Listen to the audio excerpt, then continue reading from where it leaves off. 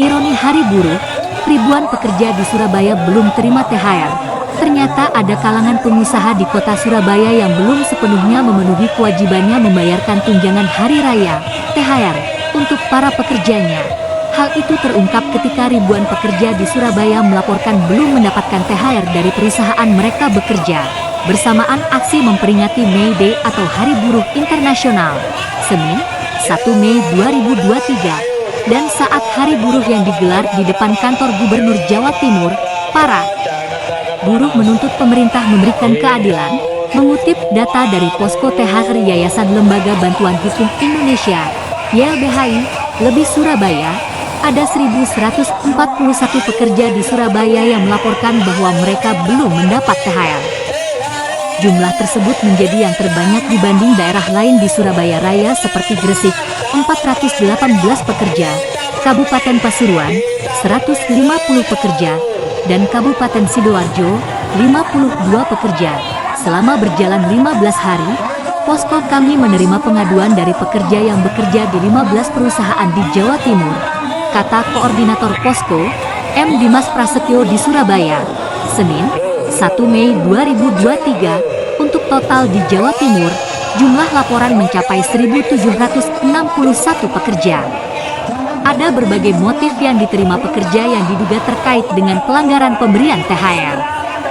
Di antaranya, THR keagamaan yang tidak dibayar sama sekali.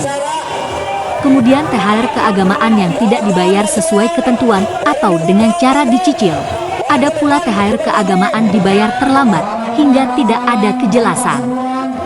Berdasarkan keterangan pengadu, sampai H2 Lebaran belum menerima.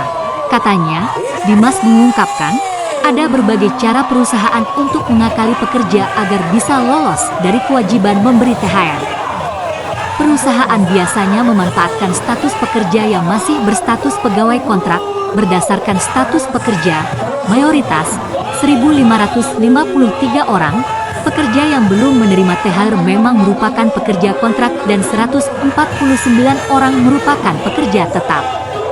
Kemudian, 29 pekerja merupakan outsourcing dan 30 orang merupakan pekerja harian. Sebagian besar merupakan pekerja kontrak, jelasnya. Strategi yang dipakai perusahaan, tiba-tiba memutus hubungan kerja, PHK, karyawan yang bersangkutan di saat masa puasa.